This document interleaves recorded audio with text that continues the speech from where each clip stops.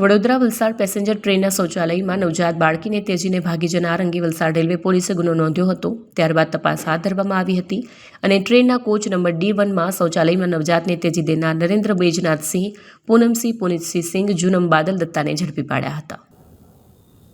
ગઈ તારીખ 8/12/25ના રોજ વલસાડ રેલવે પોલીસ સ્ટેશનમાં સ્ટેશન માસ્ટર દ્વારા માહિતી આપવામાં આવેલ કે વલસાડ પેસેન્જર ટ્રેન છે તેની અંદર એક કોચના બાથરૂમમાંથી નવજાત બાળકી મળી આવેલી છે, જેના આધારે વલસાડ રેલવે પોલીસે સરકાર તરફે ગુનો નોંધી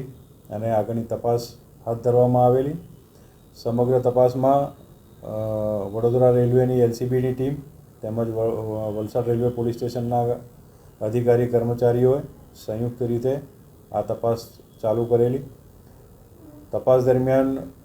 ભરૂચ, સુરત, વલસાડ અને વાપી જેવા સ્ટેશનો,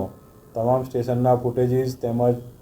જે રેલવે સ્ટેશન બહારનો વિસ્તાર છે ત્યાંના પણ CCTV ફૂટેજને બધા મેળવીને અને ઊંડાણપૂર્વક તપાસ કરેલી હતી. જેમાં જે શકદાર ઈસમો કાં તો જે શક પડતા ઈસમો છે જે બાળકી મૂકીને જઈ શકે તેવા હતા, તેવા ઈસમોની શોધખોળ ચાલુ કરવામાં આવેલી અને વલસાડ તેમજ વાપીના જે જવાબદાર નાગરિકો છે તેમના તરફથી જે ટેક્સી અને રિક્ષાના વ્યવસાય સાથે સંકળાયેલા છે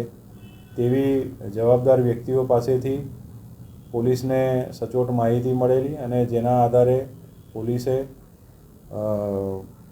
આ કામના જે આરોપીઓ છે નવજાત બાળકીને ત્યજી દઈને જે જતા રહેલા હતા તેમને શોધી કાઢી તેમને લઈ આવેલા છે અને લાવીને એમની સામેની કાયદેસરની કાર્યવાહી હાથ ધરવામાં આવી છે.